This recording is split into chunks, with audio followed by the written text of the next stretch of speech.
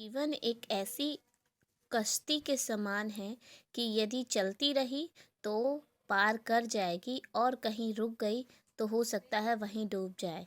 इसीलिए अपने जीवन में हमेशा कुछ भी प्रोडक्टिव करते रहना चाहिए। स्वागत है आप सभी का आपके अपने YouTube channel read to learn by Jyoti पर। आज मैं आपके लिए हिंदी व्याकरण यानी कि हिंदी ग्रामर की अगली क्लास लेकर आई हूँ। और आज का जो हमारा टॉपिक होगा वो नया टॉपिक होगा। पिछली बार हमने काफ़ी अच्छा टॉपिक पढ़ा था, उसमें हमें पढ़ के काफ़ी कुछ सीखने को मिला। जो कि हमने वर्ण पढ़ा हुआ था, वर्ण में हमने सब कुछ सीखा, जिसमें हमारे स्वर क्या होते हैं, व्यंजन क्या होते हैं, पूरी डिटेल से पढ़ा कि कैसे किसको पढ़ा जाता है, कितने प्रकार के होते हैं। तो उसी के साथ आज हम जो हमारा नया टॉपिक होगा वो होगा शब्द के भेद। तो आज हम पढ़ेंगे शब्द के भेद यानी कि काइंड्स ऑफ वर्ड्स। यानी ये भी आपका जनरली टीचिंग एग्ज़ाम में इससे 2 से 3 क्वेश्चन आपको ज़रूर देखने को मिलेंगे। इसके अलावा अन्य एग्ज़ाम्स जैसे कि आपके जितने एग्ज़ाम्स में हिंदी आती है, अभी जैसे रिसेंटली आरओ और एआरओ का भी एग्ज़ाम आने वाला है, और जो एसआई वगैरह के भी होते हैं, जहाँ जहाँ हिंदी आती है वहाँ वहाँ कम से कम इससे 3 से 4 क्वेश्चन आपको देखने को मिलेंगे। तो आइए शुरू करते हैं। शब्द भेद, ये एक्चुअली वर्ण होना चाहिए, यहाँ वर्णे हो गया, पहला ही अक्षर गलत हो गया। वर्णों या अक्षरों के सार्थक मेल को शब्द कहते हैं। यानी कि ऐसे वर्ण जो आपस में मिले और उनसे कुछ अर्थ निकले तो उन्हें ही हम क्या बोलेंगे, शब्द कहेंगे। ऐसा नहीं कि हमने कुछ भी कुछ कोई भी वर्ण लिया, आपस में जोड़ दिया और उसका कोई अर्थ ही नहीं निकलता, तो उसे हम क्या नहीं कहेंगे, उसे हम शब्द नहीं कहेंगे। जैसे अगर मैं हाँ देखें, हाँ हाँ का मतलब हमें पता है क्या होता है। ना मतलब मना करना, हाँ का मतलब किसी को परमिशन देना, और ना का मतलब किसी को मना करना। आज का मतलब हम जानते हैं क्या होता है। सब का मतलब हम जानते हैं यानी सब लोगों के लिए। आज का मतलब हम आज की बात, पूरे दिन की बात कर रहे हैं। तो इस तरह से यानी जितने भी शब्द हैं जो हम उपयोग क्या करते हैं और जिनका उपयोग करते हैं अपने वाक्यों में और उनका अर्थ होना चाहिए, तो हम उनको बोलते हैं शब्द बोलते हैं।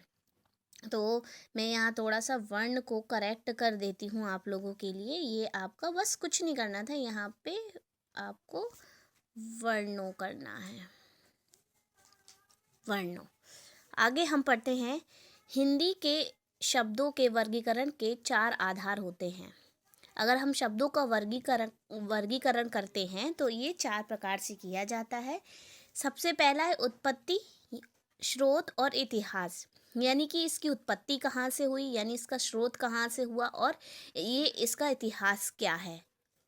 तो हम पढ़ेंगे सबसे प्रथम उत्पत्ति यानी स्रोत और इतिहास के आधार पर, यानी जो शब्द आए हैं किस तरह से इनकी उत्पत्ति हुई है या इनका स्रोत क्या है, यानी कि ये किस तरह से पुराने टाइम पे इतिहास में किस तरह से इनका इस्तेमाल होता था। तो देखते हैं, स्रोत इतिहास के आधार पर ये भी कितने प्रकार के होते हैं, 4 प्रकार के पढ़ते हैं हम। कौन कौन से पढ़ेंगे, तत्सम पढ़ेंगे, तद्भव पढ़ेंगे, देशज पढ़ेंगे यानी जिन्हें हम देशी शब्द बोलेंगे, और विदेशज शब्द, विदेशी यानी कि जिन्हें हम विदेशी शब्द यानी आगत। तत्सम का अब हम शुरू करते हैं, इनको हम डिटेल में पढ़ेंगे कि तत्सम होते क्या हैं।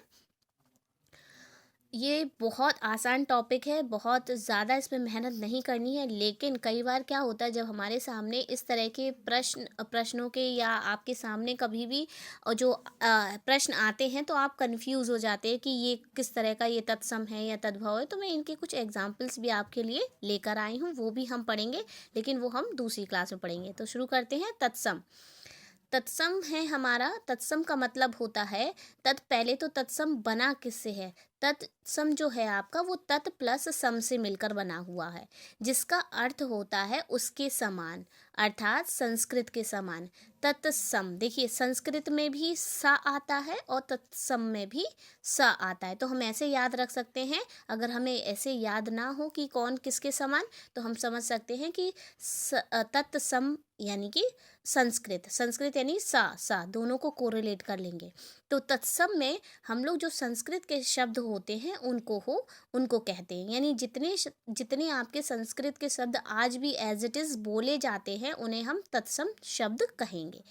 अतः संस्कृत के ऐसे शब्द जिन्हें हम क्या करते हैं, जिनका प्रयोग हम एज इट इज करते हैं, तत्सम शब्द कहलाते हैं। जैसे अग्नि, वायु, माता, पिता, प्रकाश, पत्र आदि।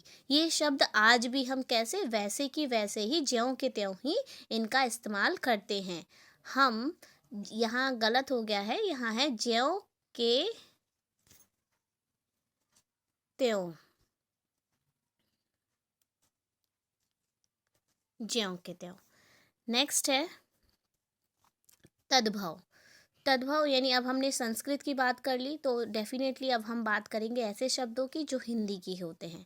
तो तद्भव में हम तत्सम से हमने याद रख लिया, सा से हमने कोरिलेट कर लिया कि दोनों संस्कृत के हैं, यानी संस्कृत के शब्दों को हम क्या बोलते हैं, उन शब्दों को हम बोलते हैं तत्सम बोलते हैं।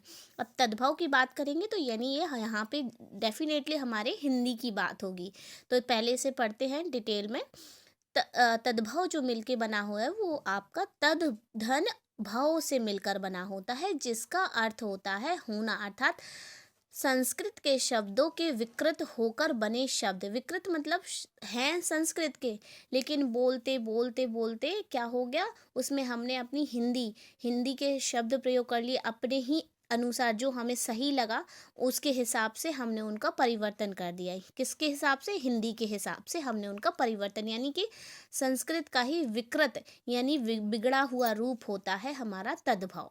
तो तद्भव में हम देखते हैं हिंदी में अनेक शब्द ऐसे हैं जो संस्कृत से बने हैं, पर प्राकृत अपभ्रंश यानी पुरानी हिंदी से गुजरने के कारण बहुत बदल गए हैं। डेफिनेटली अगर जैसे हम कोई सारे ऐसे शब्द होते हैं जो एज इट इज़ हम उनका प्रोनाउंसिएशन गलत करते हैं, हिंदी मतलब हिंदी के हिसाब से, अपनी भाषा के हिसाब से उनका प्रयोग करते हैं, तो ऐसे शब्द हमारे तद्भव होंगे। जैसे हम देख सकते हैं इसमें हम जैसे काजल, कैंची, कलेश, उजाला, कपूर, सांझ, हाथ आदि, ये सारे के सारे हमारे तद्भव होते हैं। अब ये ऐसे मुझे लगता है आप लोगों को समझ में नहीं आ रहा होगा कि किस तरह से ये परिवर्तित हुए हैं। तो जब हम इन्हें साथ में पढ़ेंगे तत्सम और तद्भव को, तब हमें समझ में आ जाएगा कि संस्कृत में हम इन्हें क्या बोलते हैं, और यानी तत्सम में हम इसे क्या बोलते हैं, और तद्भव यानी हिंदी में हम इन्हें क्या बोलते हैं। जब इनको हम पढ़ेंगे डिटेल में, सारे शब्दों को पढ़ेंगे एक बार, तो हमें अच्छे से वहाँ पे क्लियर हो जाएगा। अभी हमें बस इतना याद रखना है, तत्सम यानी संस्कृत, तद्भव यानी हिंदी। नेक्स्ट है आपका देशी, देशज या देशी। अभी हमें पता है हम क्या पढ़ रहे हैं, अभी हम जो पढ़ रहे हैं वो पढ़ रहे हैं स्रोत यानी कि इतिहास के आधार पर, जिसमें हमने तत्सम पढ़ा, तद्भव पढ़ा, अब हम पढ़ रहे हैं देशी। देशी यानी कि देशज, जो देश में ही बने हो ऐसे शब्दों को हम क्या बोलते हैं, देशज यानी देश में जन्मा। हम डेफिनेटली काफ़ी सारी ऐसी चीज़ें जो हमारे देश में बनती है हम उसे बोलते हैं ये देशी है, और जो बाहर बनी होती है हम उसे विदेशी बोलते हैं। तो ऐसे यहाँ पर हम उसी तरह से शब्दों की अगर बात करें तो ऐसे शब्द जिनका जन्म कहाँ हुआ हो, हमारे देश में ही हुआ हो, उन्हें हम देशज शब्द कहते हैं। ऐसे शब्द जो क्षेत्रीय प्रभाव के कारण अथवा आवश्यकता अनुसार बदल गए हैं, उन्हें देशज या विदेशी शब्द कहते हैं। ऐसे कई शब्द हैं जो हिंदी में बोले जाते हैं, लेकिन हमारी क्या होते हैं, हमारे आसपास के पर्यावरण के या क्षेत्रीय प्रभाव के कारण उनमें कहीं ना कहीं कुछ ना कुछ परिवर्तन होते हैं। जैसे आपने देखा होगा कि अगर अलग अलग डिस्ट्रिक्ट की बात करें, अलग अलग जगह की बात करें, तो सबकी लैंग्वेज कैसी होती है, कहीं पर कुछ किसी चीज़ को कुछ बोला जाता है, जैसे कहीं जैसे अगर मैं बोलूँ कि मेरे साइड रोटी बोली जाती है, और यहाँ दिल्ली में रोटी को फुल्का बोला जाता है, तो ये क्या होगा, देशज। इस तरह के शब्द आपके देशज शब्द होते हैं, यानी कि जगह के अनुसार ये बदल दिए जाते हैं। जैसे थैला हुआ, पैंट है, पगड़ी है, लोटा है, जंगला है, डोरी, डंडा, खोपचा, रैप्टा। देखिए रैप्टा यानी चांटा, कहीं चांटा भी बोलते हैं, कभी चमाट भी बोलते हैं। तो इस तरह से इसका कई सारी जगह अलग अलग हमें परिवर्तित रूप देखने को मिलेगा। तो इस तरह के जो हम अपने अपने एरिया यानी अपनी जगह के हिसाब से इन्हें बदलते हैं, उन शब्दों को ही हम क्या बोलते हैं, देशज या देसी शब्द बोलते हैं। अगला हम पढ़ते हैं विदेशज यानी विदेशी या आगत शब्द। देखिए नाम से ही पता चल रहा है, यानी बाहर से आए हुए शब्द। तो इसमें बहुत सारे शब्द आ जाएंगे कि जैसे कि अभी शुरुआत में हम देखें तो हमारे पास कौन आए थे, फ्रांसीसी आए थे, है ना। तो फ्रांसीसी आए, उन्होंने अपने शब्दों का इस्तेमाल किया होगा। और ऐसे ही हमारे मुगल्स आए, उन्होंने भी अपनी भाषा इस्तेमाल करी होगी, जैसे अरबी वगैरह, फ़ारसी वगैरह। तो अंग्रेज आए, उन्होंने भी अपने शब्द इस्तेमाल करे। यानी जो भी हमारी कंट्री में आए वो यहाँ रहे, उन्होंने अपने शब्दों का इस्तेमाल किया, हम भी कहीं ना कहीं हमने भी उन्हें ग्रहण किया। तो ऐसे वो शब्द जो दूसरे हमें देकर गए हैं, या हम कहीं बाहर गए वहाँ से सीख कर आए और हम अपनी कंट्री में उनका इस्तेमाल करने लगे, तो इस तरह के शब्द हमारे क्या कहलाएंगे, विदेशी या विदेशज या आगत शब्द कहते हैं, जो बाहर से आए हुए हों। इसमें हम देखेंगे, यानी हमें पता चल गया जिसका जन्म कहाँ हुआ हो, विदेश में हुआ हो, उन्हें हम आगत कहते हैं। यानी ये कि कहाँ से आया हो, विदेश से आया हुआ हो। उसके अलावा अन्य देश की भाषा में आए हुए शब्द विश्लेषण शब्द कहलाते हैं। इनको हम विश्लेषण शब्द भी कहते हैं। जो अन्य देश से आते हैं उन्हें हम विश्लेषण शब्द भी कहते हैं। इस तरह से एक क्वेश्चन आपका ये तैयार हो गया। आप याद रखिएगा, अगर कभी आपके सामने विश्लेषण शब्द आ जाए तो आप समझ जाएंगे हम यहाँ पे दूसरे देश के शब्दों की बात कर रहे हैं। विदेशी शब्दों में से कुछ तो ज्यों का त्यों अपना लिया गया है, जैसे ऑर्डर, कंपनी, कैंप, क्रिकेट आदि। यानी ये ऐसे शब्द हैं जिन्हें एज इट इज़ हमने क्या किया है, इस्तेमाल करते हैं। आज भी हम ऑर्डर के बोलते हैं, कंपनी को कंपनी बोलते हैं, कैंप को कैंप बोलेंगे। निदेशक शब्दों का हिंदीकरण करने के बाद बने शब्द, जैसे ऑफिसर से हमने क्या बना लिया, अफसर बना लिया। लैंटर्न से हमने क्या बना लिया, लालटेन बना लिया। हॉस्पिटल से हमने अस्पताल, कैप्टन से कप्तान, गोडाउन से गोदाम, और जनवरी से जनवरी। तो इस तरह से ये हमारे हैं तो विदेशज, लेकिन इनमें हमने क्या कर लिया, इनका हिंदीकरण कर लिया, ठीक है। यानी इसमें अपनी हिंदी मिक्स कर दी, यानी विदेशी में हिंदी, देसी, तो देसी को इस्तेमाल कर लिया, तो यानी वो आपके कौन से हो जाएंगे, ये आपके विदेशज शब्द हैं, लेकिन इनका परिवर्तित रूप होता है ये। अगला हम पढ़ते हैं अधिक प्रचलित वर्ग के विदेशी शब्द। यानी कि अभी देखिए, अभी मैंने बताया विदेशी शब्द में बहुत सारे लोग हमारी कंट्री में आए जिन्होंने अपने अपने भाषाओं में अलग अपनी भाषाओं में कई सारे शब्द हमें दे दिए।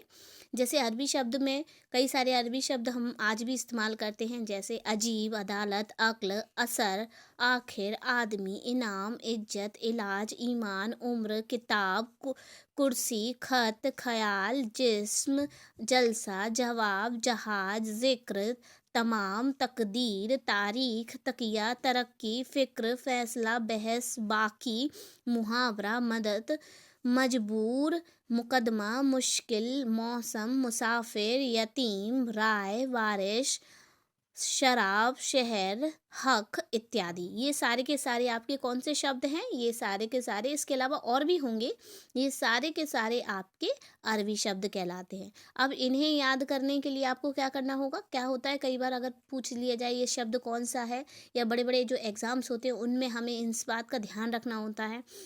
एग्ज़ाम अगर क्लियर करना है तो देखना पड़ता है कि कौन सा शब्द किस भाषा का है। तो इसको आप 2-3 बार रिवाइज़ करेंगे, आपको एक मतलब एक आइडिया लग जाएगा ये किस भाषा का शब्द है। अगला है फ़ारसी के शब्द। फ़ारसी के शब्द में जैसे दवा, दिल, दीवार, दुकान, नापसंद, बुखार, बर्फ़ी, मज़ा, मकान, मज़दूर, पैदा, रंग, वापस, आतिशबाजी, आफत, आराम, आदमी, आवारा, आवाज़, उम्मीद, कारीगर, किशमिश, कूचा, खुद, खुदा, खामोश, गवाह, गिरफ्तार, गुलाब, चादर, चालाक, चश्मा, चेहरा, जलेबी, जहर, जोर, जिंदगी, जागीर, जादू, जुर्माना, तमाशा, तनख्वाह, ताज़ा, तेज, दंगल, दफ्तर, दरवाज़ा आदि। सोचिए इतने सारे ये शब्द हैं जो कि हम सच में इनको अपने रोज़मर्रा के लाइफ में इनका इस्तेमाल करते हैं। तो यानी कितनी हम अरबी बोलते हैं, कितनी हम फ़ारसी बोलते हैं। आगे हम अंग्रेजी शब्द बहुत आसान होते हैं पहचानना, इन्हें आप आसानी से पहचान सकते हैं। इनमें आपको तुरंत समझ में आ जाता है ये अंग्रेजी शब्द हैं, जैसे appeal, court, magistrate, police, ex, collector, deputy, अफसर, boat, copy, pencil, doctor, compounder, nurse, hernia, बीमारियां जितनी होंगी वो सारी की सारी आपकी अंग्रेजी शब्द में आती हैं, जैसे कॉलरा, कोट, कॉलर, पैंट, पतलून, स्वेटर, माचिस, बिस्कुट, दोस्त, motor, post card, ticket, rail, union इत्यादि। ये सारे के सारे आपके अंग्रेजी शब्द हैं, और भी आएंगे तो आप उन्हें देखकर ही पहचान जाएंगे कि ये अंग्रेजी शब्द हैं। अगला है रचना बनावट के आधार पर। हम लोग 4 प्रकार के पढ़ेंगे। पहला प्रकार स्रोत और इतिहास के आधार पर हमने पढ़ लिया, यानी इतिहास यानी जो जो लोग हमारी कंट्री में आए, कुछ हमारे देश के थे और कुछ किस तरह से हमारी संस्कृति के थे, तो ये हमारा सारे के सारे तीनों हो गए स्रोत, यानी इतिहास हो गया। अब हम पढ़ेंगे रचना बनावट के आधार पर। तो रचना बनावट के आधार पर ये 3 प्रकार के होते हैं, रूढ़ शब्द, यौगिक शब्द और योग रूढ़। तो रूढ़ शब्द में क्या होते हैं, जिन शब्दों का सार्थक खंड ना के जैसे ना हो, मतलब यहाँ पे थोड़ा सा गलत हो गया, के है लिखा हुआ है, आप इसे कर सकते हैं ना हो, यानी जिन शब्दों का सार्थक खंड ना हो उन्हें हम क्या बोलेंगे, उन्हें हम रूढ़ शब्द कहेंगे, यानी इन्हें और ज़्यादा ना तोड़ा जाए। ठीक है, जैसे चावल को यदि तोड़ा जाता है तो चा धन बल, ना तो चा का कोई मतलब है ना वल का कोई मतलब है। इसके अलावा अगर चाओ धन ला को भी जोड़ा जाए तो इसका भी कोई मतलब नहीं, यानी कि ऐसे शब्द जिनको अगर और तोड़ दिया जाए और उनका कोई शब्द ना निकले, कोई अर्थ ना निकले और वो निरर्थक हों, तो उन्हें ही हम बोलते हैं रूढ़ शब्द। आई थिंक आप लोगों को समझ में आया होगा। जैसे सिंपल सा एक एग्जाम्पल ले लेते हैं, अब का या घर का, घा को अलग कर दीजिए, रा को अलग है, तो दोनों का कोई मतलब नहीं निकल रहा, तो यानी कि ये आपके क्या है, रूढ़ शब्द होते हैं। तो इस तरह से आप जब एग्ज़ाम में आएगा तो आप उसको क्या कर लेंगे, आप उसको खंड कर लेंगे, यानी उसको विभाजित कर लेंगे और देखेंगे कि क्या इसका कोई अर्थ निकलता है। अगर कैसी भी तोड़कर अर्थ निकल रहा है तो वो फिर आपका ऋण शब्द नहीं होगा, वो आपका कौन सा होगा, आपके यौगिक शब्द होते हैं। अब यौगिक शब्द पढ़ते हैं। ऐसे शब्द 2 या 2 से अधिक शब्दों से मिलकर बने हों और इनका खुद का क्या हो, अपना अर्थ हो, उन्हें हम बोलते हैं यौगिक शब्द। जैसे हम एक एग्जाम्पल से समझते हैं, विज्ञान को अगर हम तोड़ेंगे तो वि धन ज्ञान हो जाएगा, जिसका ज्ञान का मतलब हमें समझ में आता है कि ज्ञान का मतलब होता है नॉलेज, यानी इसका अर्थ निकलता है, यानी 2 आपके एक या एक से अधिक क्या होंगे, आपके इसमें अर्थ वाले शब्द जरूर जुड़े हुए होंगे। जैसे विद्यालय का मतलब क्या होता है, विद्या का आलय, विद्यालय का मतलब ही होता है विद्या का घर, आलय का मतलब होता है घर, यानी यहाँ पे ये पर्यायवाची है। तो विद्या का आलय यानी घर, तो यहाँ भी इसका अर्थ है। अगर इसे तोड़ा जाए विद्या धन आलय कर सकते हैं हम इसको, तो विद्या का मतलब पढ़ाई होता है, आलय का मतलब घर, तो ये भी दोनों देखिए सार्थक शब्द हो गए। राजपुत्र मतलब राजा का पुत्र, राजा देखिए अलग हो गया और पुत्र का भी अर्थ हो गया, तो ये भी आपके क्या हो गए, यौगिक शब्द। यानी कि जब जिन्हें हम ऐसे शब्द जिन्हें तोड़ें और उनका कुछ ना कुछ अर्थ निकले, उन्हें हम यौगिक शब्द कहते हैं, यानी ऋण शब्द का अपोजिट होता है यौगिक शब्द। अब इसके बाद बात करते हैं योग ऋण। देखिए योग ऋण में बिल्कुल यौगिक जैसा ही होगा कि इसमें कुछ ना कुछ अर्थ निकलेगा, लेकिन अर्थ बिल्कुल अलग निकलेगा, यानी कि यह शब्द यौगिक कैसे यौगिक होते हैं, ये यौगिक ही होते हैं, परंतु इनका अर्थ ऋण अर्थात विशेष हो जाता है। यहाँ पे लिखा है खो जाता है, एक्चुअली में यहाँ पे होगा आपका हो जाता है, ये आपका हो जाएगा हो जाता है, यानी कि हो जाता कैसे, अगर हम पीताम्बर है, पीताम्बर को हम क्या बोलते हैं, विष्णु जी भी बोलते हैं। जलद यानी कि जलद का मतलब क्या हो सकता है, यहाँ अब हम इनका अर्थ कुछ अलग ले जाएंगे, लंबोदर का मतलब अलग हो गया। तो इस तरह से यानी जितना हमारा जो भी हमारा बहुव्रीहि समास होते हैं उनके सारे उदाहरण जो होते हैं वो हमारे योग रूढ़ के होते हैं, जिसे अगर हम देखें तो उनका अर्थ लगता कुछ और है, हमें दिखाई कुछ और जाएगा, पर उसका अर्थ बिल्कुल भिन्न होता है, यानी अलग होता है, जिन्हें हम बहुव्रीहि समास में जैसे पढ़ेंगे आगे, जब समास पढ़ेंगे तो और भी आपको क्लियर होगा, लेकिन आपको आई थिंक यहाँ भी क्लियर हो गया होगा। आगे पढ़ते हैं, रूप या प्रयोग के आधार पर, यानी कि किस तरह से उनका प्रयोग किया जाता है। तो इसमें प्रयोग के आधार पर भी ये 2 प्रकार के होते हैं, विकारी शब्द और अविकारी शब्द। विकारी शब्द क्या होते हैं, ऐसे शब्द जिनमें लिंग वचन व कारक के आधार पर मूल शब्दों में परिवर्तन अर्थात रूपांतरण हो विकारी शब्द कहलाते हैं। यानी कि जैसे अब हम एग्जाम्पल से समझेंगे तो हमें ज़्यादा क्लियर होगा। जैसे लिखा हुआ है यहाँ पे, माली पत्ते तोड़ रहा है, तो अगर हम इसका लिंग परिवर्तन करेंगे तो क्या होगा, मालिन पत्ते तोड़ रही है। यानी कि जैसे ही हम देखते हैं कि लिंग देखेंगे कि लिंग परिवर्तित हो रहा है, तो वैसे ही हमने क्या कर दिया, हमने तुरंत की तुरंत माली से मालिन कर दिया। तो ये लिंग परिवर्तन, यानी कि ये आपका कहलाएगा, ये आपके विकारी शब्द कहलाएंगे। दूसरा एक वचन में परिवर्तन कैसे, जैसे बच्चा, बच्चा दौड़ रहा है, और अगर हम इसका वचन परिवर्तन करें तो बच्चे दौड़ रहे हैं। तो यहाँ पे भी आपका क्या हो गया है, वचन का परिवर्तन हुआ।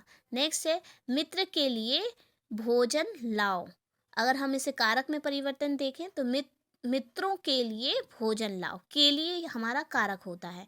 तो इस तरह से आपके क्या होते हैं, विकारी शब्द होते हैं, जिनका मूल आधार क्या होता है, जिन ऐसे शब्द जिन पर लिंग वचन व कारक का क्या होता है, असर पड़ता है, यानी कि प्रभाव पड़ता है।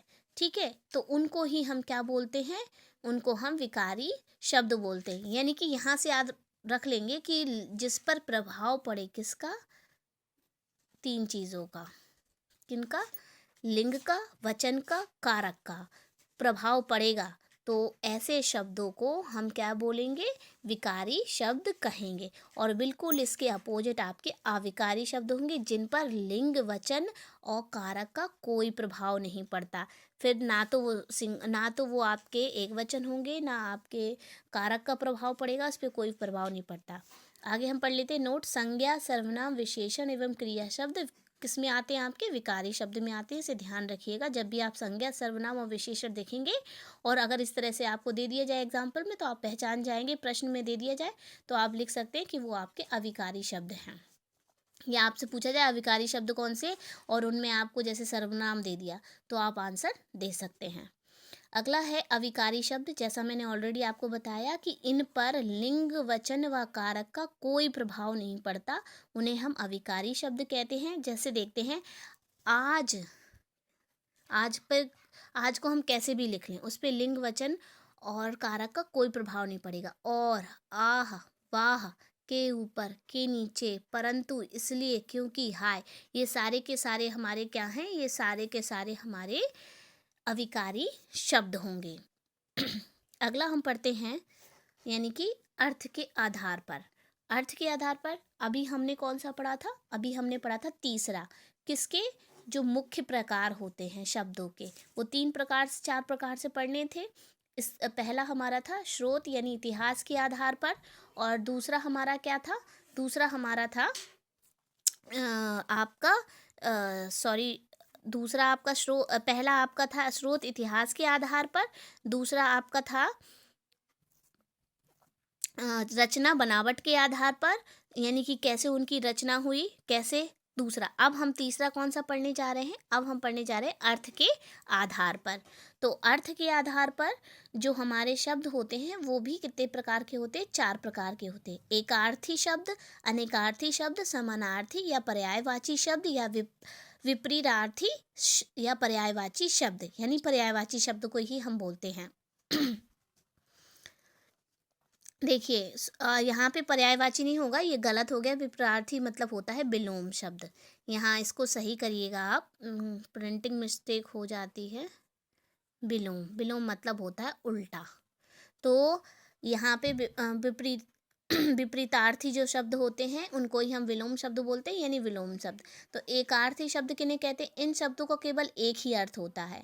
ऐसे शब्द जिनका क्या होता है, एक ही अर्थ होता है, उन्हें हम क्या बोलते हैं, एकार्थी। जैसे गंगा का मतलब गंगा ही होता है, जनवरी का मतलब जनवरी होता है, दिल्ली का मतलब दिल्ली होता है, कुछ और नहीं होता है। अनेकार्थी शब्द में इन शब्दों के एक से अधिक अर्थ होते हैं। जैसे कनक, अगर हम एक एग्जाम्पल लेते हैं तो कनक, कनक का क्या मतलब होता है, कनक को हम सोना भी बोलते हैं और धतूरा भी होता है। जैसे हमने एक कहावत सुनी है, कनक कनकते सौगुड़ी, ये आपका अलंकार है। कनक कनकते सौगुनी, मादकता अधिकाय, जौ खाए बोराय, जग खाए बोराए। तो इस तरह से ये जो आपका अलंकार था, इसमें कनक को दो तरह से इस्तेमाल किया गया है, एक धातु और एक धतूरे के रूप में। तो यहाँ पे अनेकार्थी शब्द जैसे कंधा है, तो इनके भी कई सारे आप ये मतलब होते हैं, एक ही शब्द के कई सारे अर्थ होते हैं, उन्हें हम बोलते हैं अनेकार्थी शब्द। ऐसे ही समानार्थी यानी पर्यायवाची शब्द क्या होते हैं? पर्यायवाची का मतलब होता है एक अर्थ जिसका और भी कई तरह से हम बोल सकते हैं, उन्हें हम बोलते हैं पर्यायवाची यानी समानार्थी शब्द। जैसे फूल को हम क्या बोलते हैं? पुष्प भी बोलते हैं, सुमन भी बोलते हैं, प्रसून भी बोलते हैं। तो इन तीनों का अर्थ एक ही होता है, फूल होता है, मतलब ये सब एक दूसरे का मतलब एक ही होता है। तो वो होते हैं हमारे पर्यायवाची शब्द। इसके अलावा जो हमारे विलोम शब्द होते हैं, विलोम हम समझते हैं ऐसे शब्द जो विपरीत अर्थ का बोध कराते हैं, उन्हें हम विलोम शब्द कहते हैं। जैसे रात का उल्टा क्या होगा? दिन होगा। अच्छा का उल्टा क्या होगा? बुरा होगा। सीधा का क्या होगा? उल्टा होगा। अच्छा, इस तरह से ये जो है हमारे, ये सारे के सारे हमारे क्या होंगे? विलोम शब्द होंगे। देखिए, तो हमें पता चल गया कि अर्थ के आधार पर किस तरह से ये हमारे सारे के सारे एकार्थी शब्द, अनेकार्थी शब्द, समानार्थी या पर्यायवाची शब्द या आपके विलोम शब्द होते हैं। तो हमने चारों पढ़ लिए हैं कि किस तरह से इनका हम डिवीज़न करते हैं। हमारे जो शब्द हैं वो हमने पढ़ लिए अच्छी तरह से, हमने चारों के चारों पढ़ लिए। यानी हमने सबसे पहले पढ़ा था कि उत्पत्ति यानी कि स्रोत के आधार पर, व्युत्पत्ति यानी रचना के आधार पर, रूप प्रयोग के आधार पर, और चौथा हमारा जो है वो है अर्थ के आधार पर, जिसको हमने पढ़ लिया है अर्थ के आधार पर, यानी एकार्थी, अनेकार्थी और समानार्थी। तो इस अब इनके साथ अब हमारे इसमें आपके पर्यायवाची आ जाएंगे, आपके विलोम शब्द आ जाएंगे, आपके तत्सम तद्भव आ जाएंगे। उनके जितने भी शब्द हैं जो कि आपके एग्ज़ाम में आ सकते हैं, उसके लिए मैं दूसरा वीडियो बनाऊंगी। केवल उसमें आपके सारे के सारे एग्जाम्पल्स होंगे, जिसे आप कम से कम 5 से 6 बार पढ़ लेंगे तो वो आपको याद हो जाएंगे। आई होप आप लोगों को मेरा वीडियो बहुत पसंद आया होगा। यदि आप चाहते हैं कि मैं इसी तरह से अच्छे अच्छे वीडियो आपको बना के लाऊं, प्लीज़ मेरे वीडियो को लाइक और सब्सक्राइब कीजिए, शेयर करिए। और thank you for listening and watching my video. Thank you once again.